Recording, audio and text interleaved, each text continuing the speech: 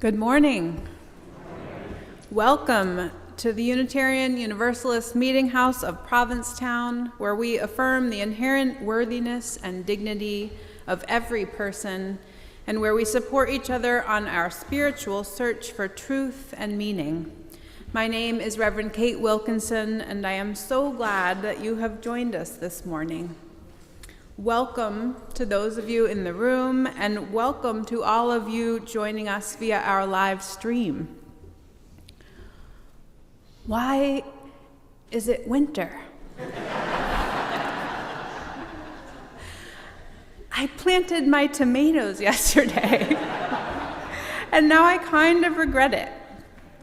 I did put a row cover on, so tomatoes, may the odds be ever in your favor. Before we begin our worship service, I have just a few announcements to share. We have unfortunately had to postpone our new member class that was supposed to be next week because it just didn't work out for people's schedules. But if you have been hanging out with us for a while now and the pew feels comfortable, please let us know that you might be interested in membership, and we will get you on that list for when we reschedule the class. Our June calendar is packed with fun events here. Next week we will have a handout about this to help you keep track, but I'm just going to tell you all the fun things now. Our pancake breakfast is going to be on Sunday, June 7th. That's the first Sunday in June, right after the service.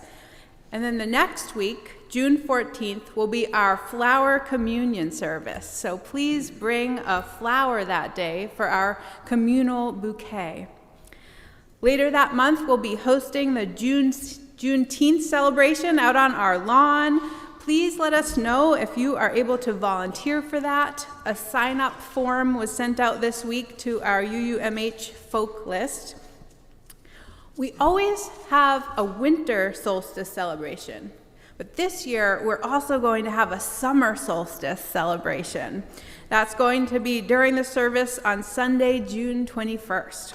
So we hope you can come to that. And then on the last Sunday, the poet James Cruz is coming with his husband Brad. So it's just an amazing lineup for the month of June, and we hope you can be here for all of it. Finally, if you are attending in person today, we hope that you will stick around for a little while after worship for coffee and conversation downstairs in Acker Bosworth Hall. Let's take a moment now to affirm our Meetinghouse covenant. You can find this printed on the purple laminated cards in your pews. I'm going to say it line by line, so you can repeat each line back to me, or if you'd prefer, you can just listen. Love is the spirit of this meeting house.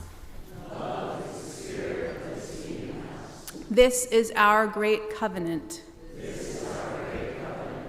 To dwell together in peace. To seek the truth in love, and to help one another. Now, as we light our chalice here in the sanctuary, I invite those of you joining us from home to light a candle wherever you are. In this way, we can feel connected even while we are apart.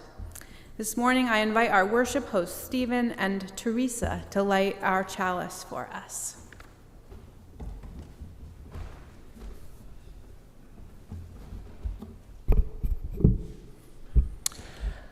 We light our chalice this morning as a reminder to keep our inner flames burning.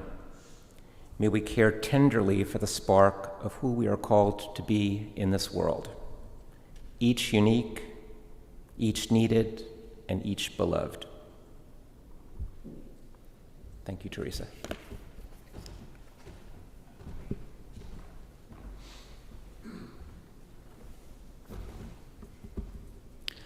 Won't you please join me now in singing our opening hymn? It's number 1008 in these teal hymnals, When Our Heart is in a Holy Place. That's number 1008, When Our Heart is in a Holy Place, Please rise as you are able.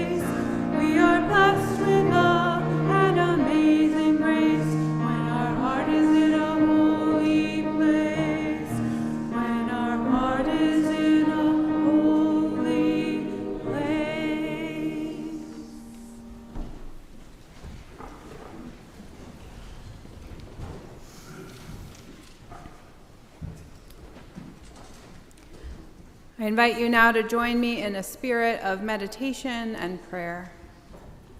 After our meditation, we will sing together again, Spirit of Life, hymn number 123 in the gray hymnals. You can also find the words to this song printed on the same purple laminated cards in your pews. We'll sing it first in English and then in Spanish, and the Spanish words are on that purple card. During our prayer or at any time during the service, you are invited to light a silent candle at the table to the right of the pulpit, where there is a journal to record your thoughts and prayers. On this Memorial Day weekend, we take a moment to honor those in the military who died while serving our country. Let us take a moment of silence now to remember them.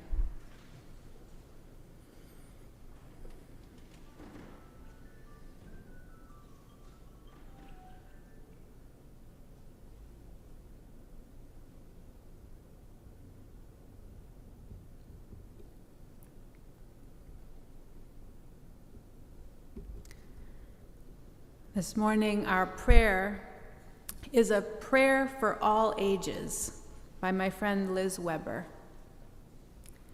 Sometimes we complicate the language of prayer, but it is often the simplest wording that can make us feel the most connected. And so we pray, Dear God, Spirit of Life, this morning we come together in community.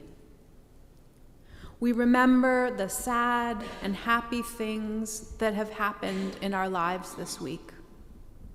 And we wrap ourselves in love and warmth from the people who care about us.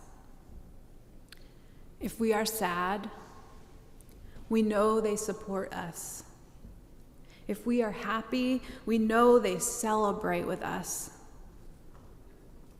We think of the people we know who have had a sad week, and we send them our love. We hope they know how much we care about them. We think of the people we know who have had a happy week and celebrate with them. We hope they know we are happy for them.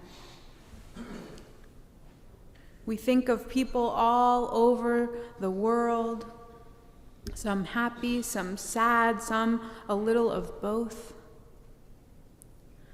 We pray that all people can have what they need and know how much they are loved. Amen. And blessed be.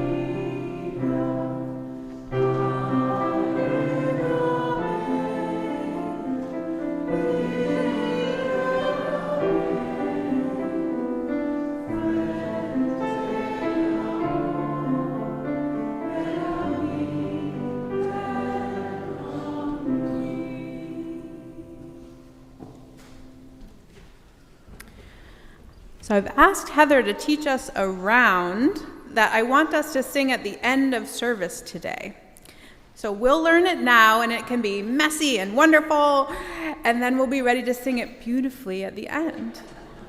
Or if it doesn't go according to plan, we'll just sing it in unison at the end. Thank you, Heather. All right, if I can invite the choir up here to the front. And you can turn to hymn 1059 in the teal hymnals.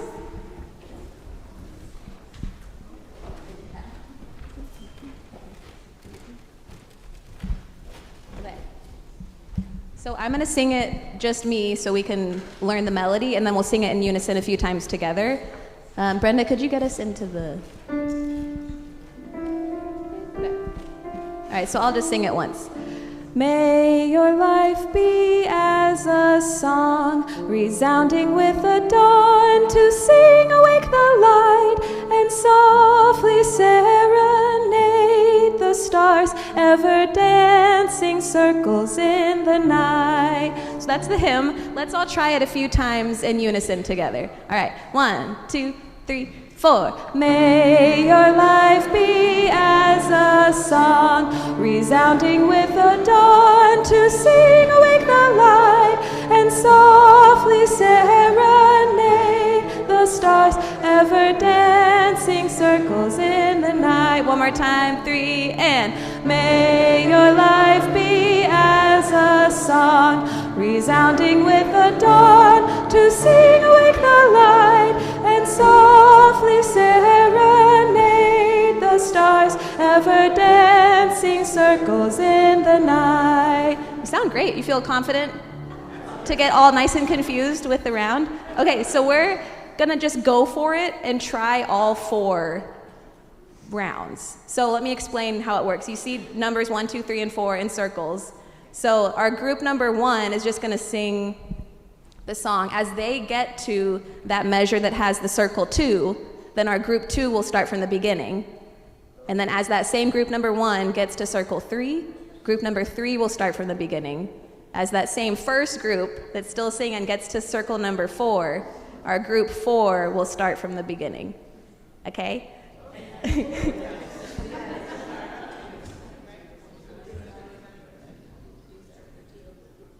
That's true. Another way to remember this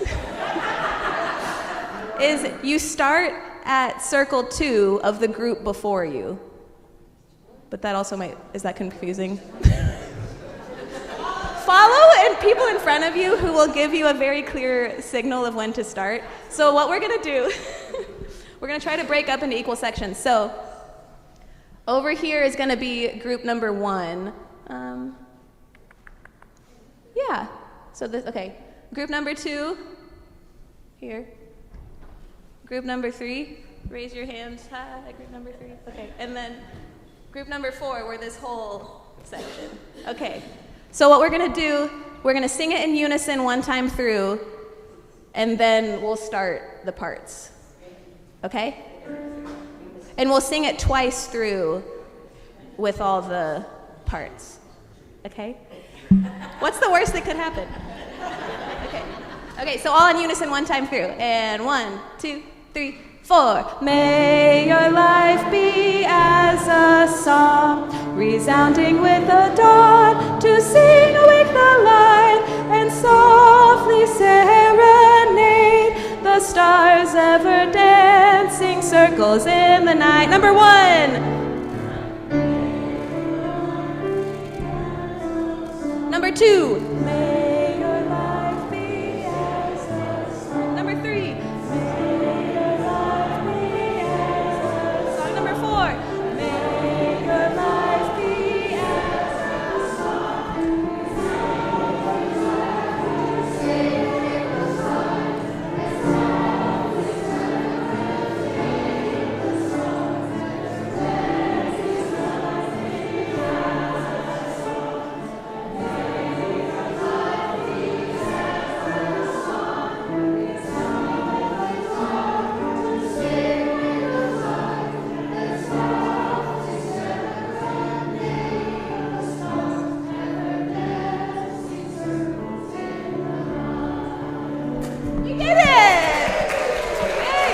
Okay, we'll do this again at the end, so retain. Yeah.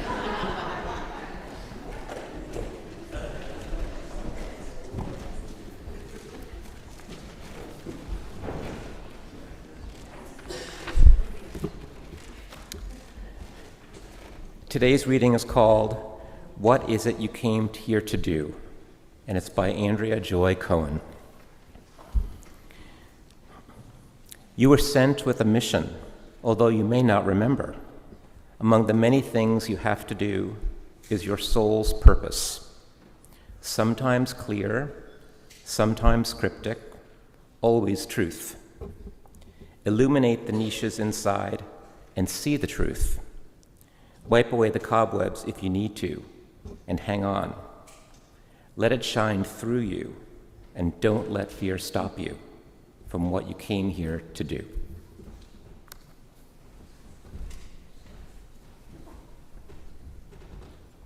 Thank you. Now is the time when we take a collection for the ongoing support of this Meetinghouse and our shared ministry. As we enjoy a musical reflection by our choir, we welcome your donations here in the sanctuary or online through PayPal or Venmo. You can find that information on our website, uumh.org. At this time, I invite 4 volunteer ushers forward to take up our collection. On and off site, your offerings will now be gratefully received.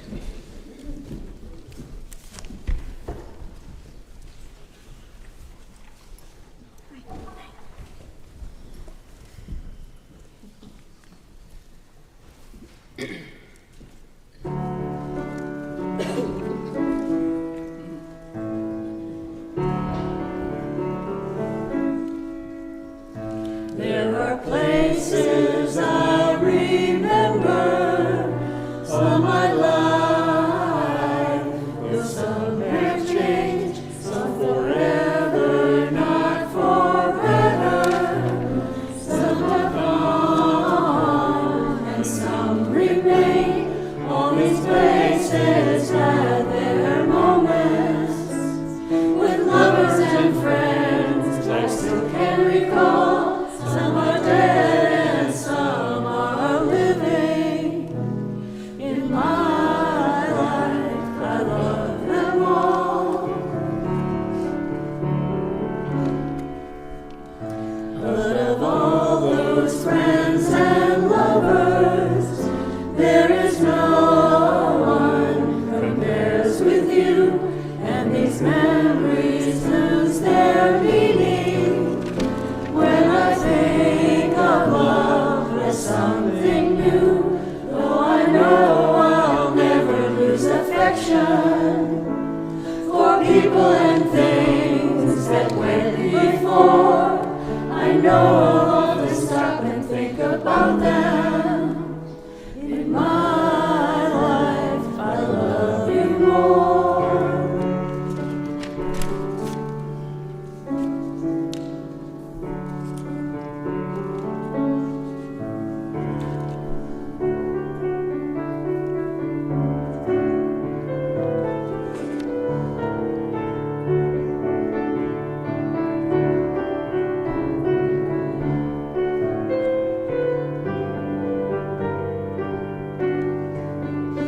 Oh, I know I'll never lose affection for people and things that went before. I know I'll often stop and think about them. In my life, I love you more. In my life, I love you more.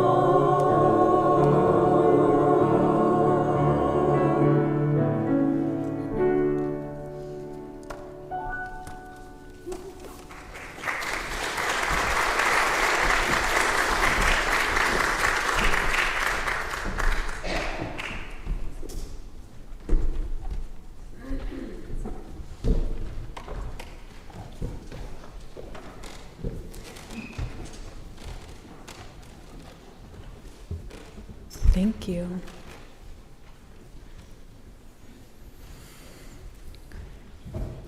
Our service today is called, What Is It You Came Here to Do?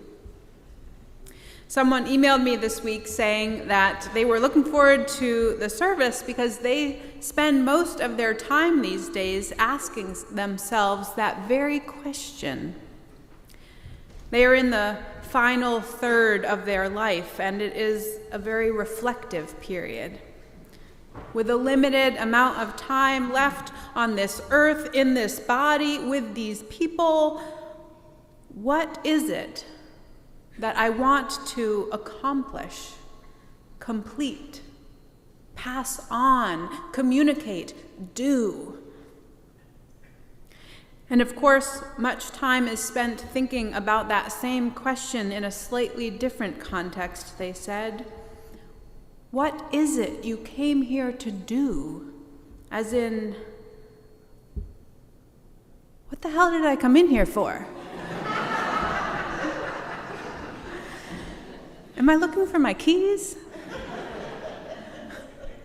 I'm sure I had a reason, but I can't for the life of me remember what it was. Perhaps you too spend a great deal of time thinking about this question in those two different ways. What is it I came here to do? I'm not sure we can help each other much with the second meaning, but I think we can with the first. Faith communities are perfect places to bring those big questions. Returning somewhere week after week, leaning into ritual, creating containers of song, deepening into prayer. These are all good ways to use our time together as touchstones to help us answer those big life questions around purpose and meaning. Am I leading the life I want to be leading? Am I going in the right direction? What is it I came here to do? Now, I'm not sure I should be admitting this to you as your minister. In fact, I'm pretty sure I should not. But I am someone who does not actually like mission and vision work.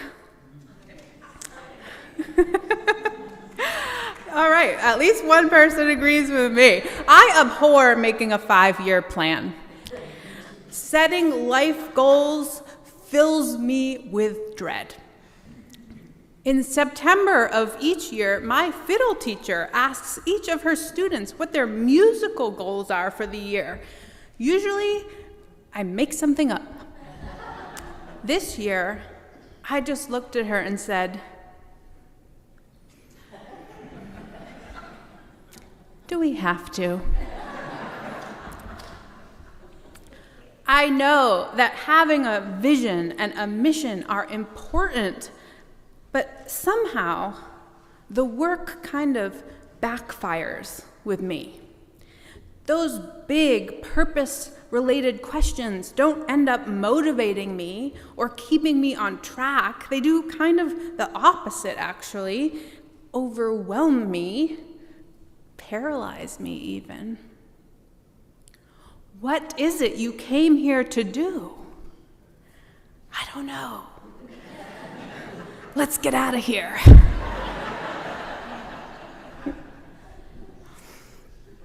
But if we tweak the question a little, change just one word, it becomes more of an invitation to me and less of a judgment. Instead of asking, what is it you came here to do? What if we asked ourselves, what is it you came here to learn? I love this story by Elizabeth Lesser, the co-founder of the Omega Institute, that retreat center in Rhinebeck, New York. It tells the story of a time before she became an author and spiritual teacher and leader in women's empowerment, before perhaps she found her purpose. When Route 25 leaves the mountains of northern New Mexico, Elizabeth writes, the city of Albuquerque appears suddenly like a mirage, a slice of strip mall America shining on a flat shelf of ancient desert. Some of you know that I went to a conference in Albuquerque this winter, and I have to say that is a perfect description. In all my years of visiting friends in New Mexico, I had not ventured into Albuquerque, Elizabeth says. I had passed by it many times on my way to and from the airport, but never had a reason to turn off the highway until one afternoon when I went looking for a psychic whose card had been given to me by a friend in Santa Fe. This was during the first difficult days of being separated from my husband of 14 years, she says. A time when people who tried to help me would eventually give up, too frustrated to continue following me around a maze with no exit. The day before I left my friend's house, she handed me the business card of a psychic and said, "Don't ask, just go." The front side of the card read, "Name, mouthpiece of the spirit. Location, the road of truth." I found more helpful directions on the other side, where 3 rules were printed. Pay only in cash. Bring a blank tape. And to anyone under the age of 35, that is a plastic box with a reel-to-reel tape that can play and record. 3, do not hold me responsible for your life. And then the address, which led me through dusty, treeless streets, past a few warehouses and truck lots to a trailer park on a forlorn road a couple of miles from the airport. The place looked like a bad movie set, dilapidated outbuildings, discarded automobiles, and a dog tied to a clothesline. At a dead end, I came upon the last trailer in the park, set off under a gnarled tree strung with flashing Christmas lights. Rechecking the directions, I was alarmed to discover that this indeed was the road of truth, the home of the mouthpiece of the Spirit. On the steps of the trailer, things got even weirder, Elizabeth remembers. The psychic met me at the door. She had the most hair I've ever seen, piles of bleach blonde tresses arranged in a beehive on top of her head. She was wearing a red and white checked cowgirl shirt, white stretch pants, and high-heeled sandals. Her eyes were clear and blue, and her nails were painted bright red to match her dangling heart-shaped earrings. She seemed surprised to see me, as if I hadn't called earlier in the morning to confirm the appointment, as if she wasn't a psychic at all.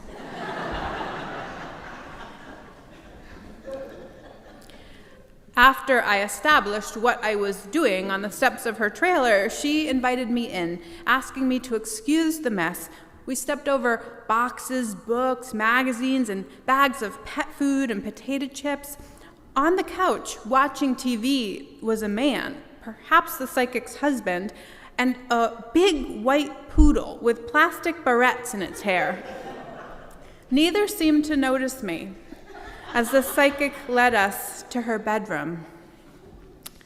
Now here I have to pause and say that if any of you have gone to anyone for help of any sort and they lead you to their bedroom, this is a red flag. And you should just get the heck out of there. This story turns out fine, but I just think I would be remiss if I did not say that. Back to the story. The psychic sat on a king-sized bed, Elizabeth says, that took up most of the space in the room. She motioned to me to sit on a folding chair in the corner.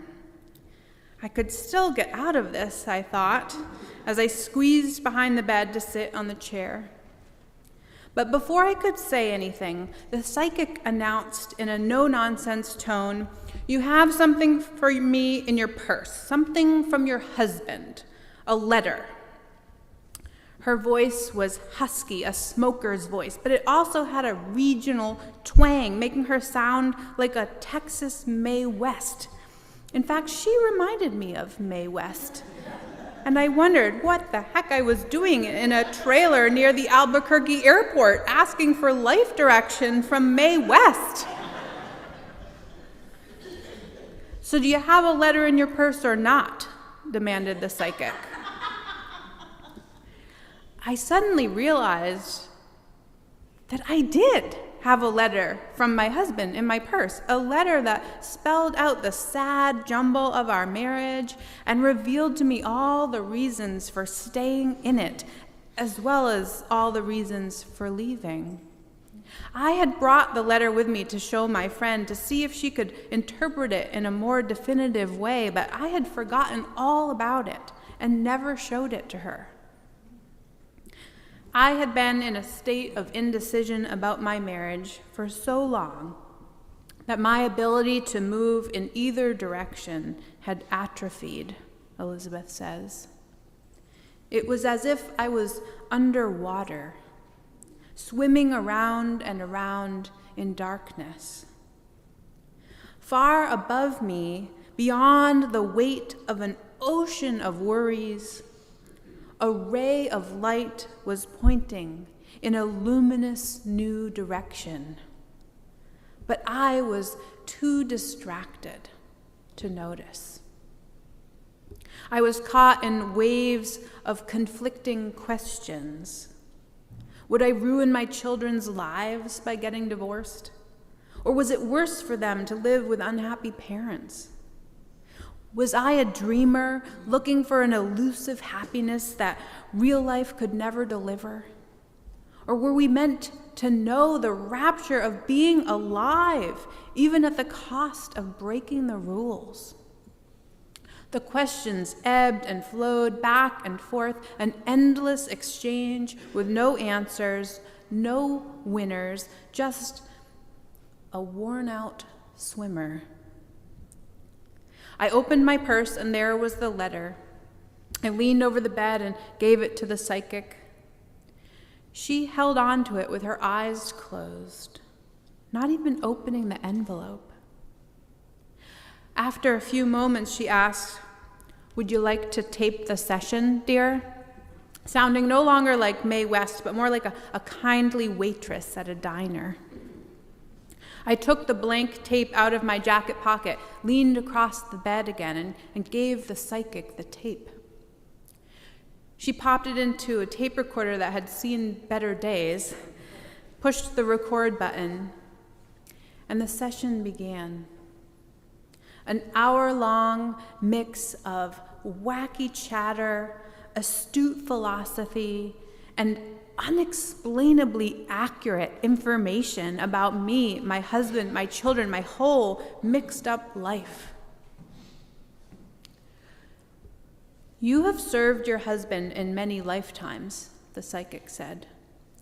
"You served him then and you hid yourself. You serve him now and you still hide yourself. Still, you do not claim your power. Do you understand?"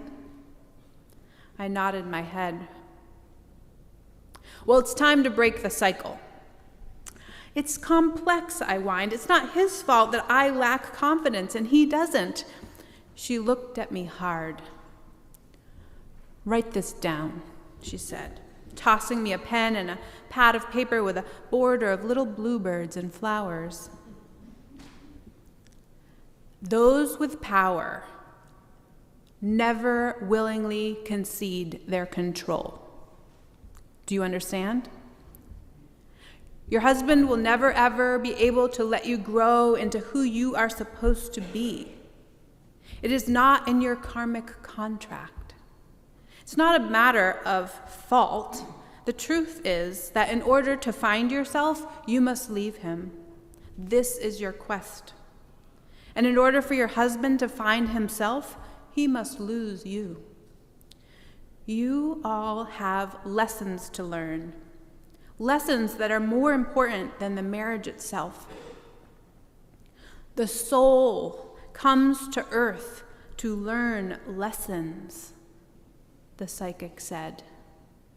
Not to get married or stay married or to take this job or that job. You've been asking the wrong question. It's not whether or not to stay married. The question, she said, leaning closer to me, is, what lesson does your soul want to learn? Do you know? What lesson did my soul want to learn? I liked this question. It was new. Right then and there, I felt it pointing me in a different direction. I felt it leading me up toward the light. Well, I'll tell you then, the psychic said when I didn't answer. Your lesson in this lifetime is to find and trust your own precious voice. Your husband has his own lessons to learn. What's important in this life, the psychic said again, is to learn the soul lessons. You're on the road of truth, my dear, the psychic said. You've put the truck in forward, but you're looking out of the rear view mirror.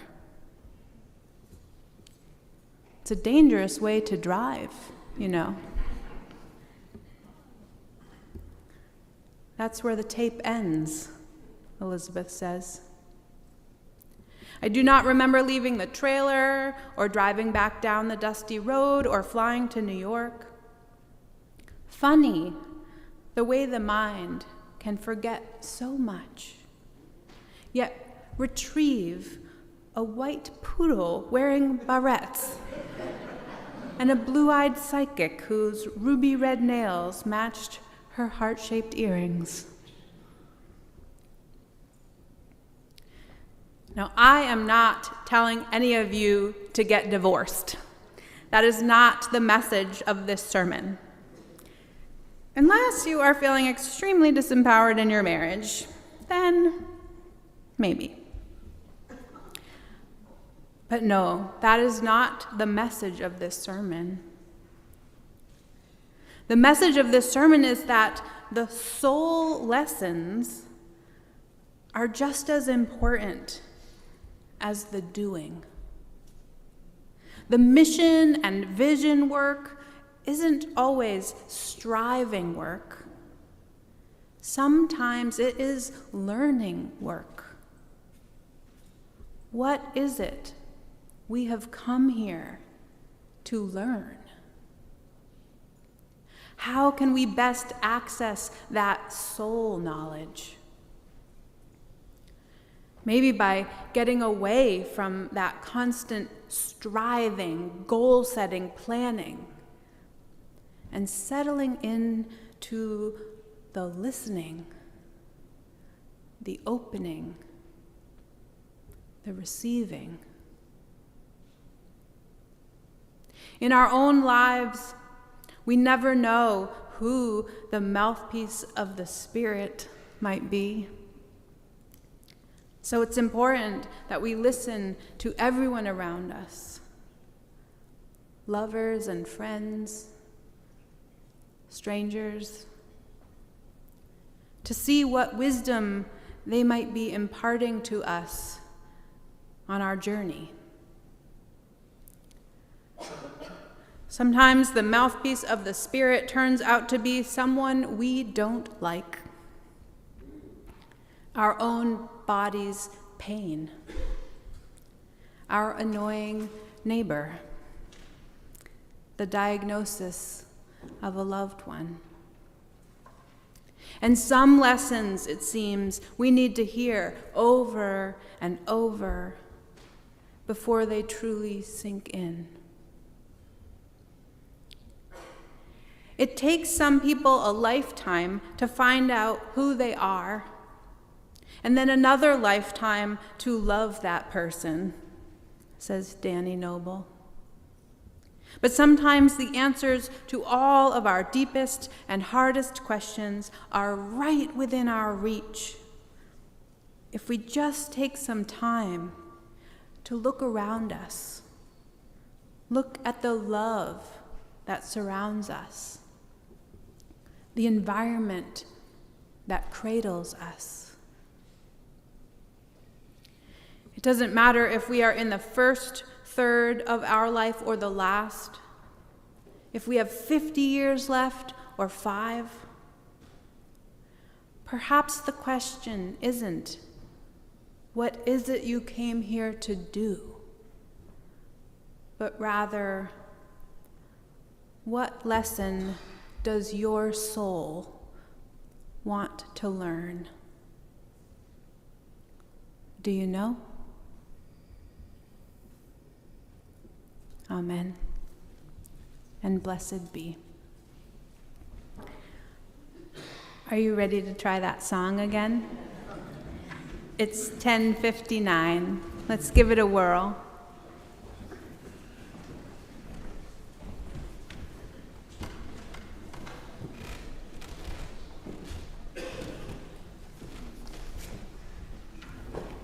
All right, shall we stand? We'll sing one time in unison, and then we'll do our parts.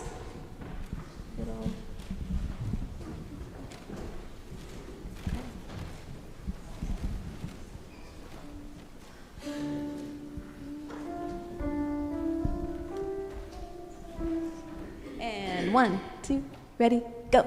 May your life be as a song, resounding with the dawn, to sing awake the light, and softly serenade the stars, ever dancing circles in the night. Group 1. 2. May song, and 3.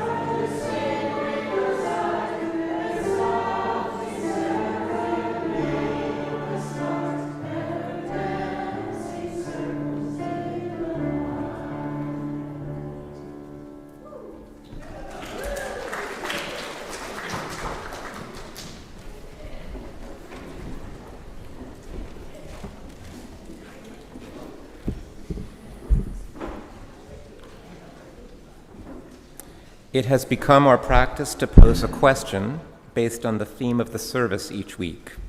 It can be a topic of sharing at coffee hour today or with friends during the week. If you'd like to delve deeper into this topic, we invite you to our midweek Zoom coffee hour on Tuesday at 5 p.m.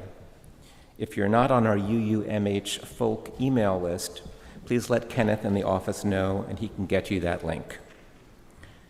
The question for this week is, have you ever learned a soul lesson? What is it?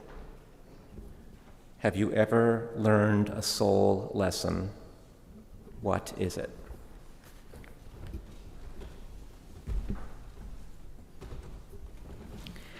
Thank you so much for being with us this morning. We hope you'll join us downstairs for coffee and conversation.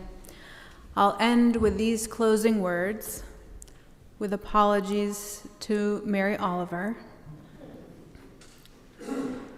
What is it you plan to learn with your one wild and precious life? Go in peace.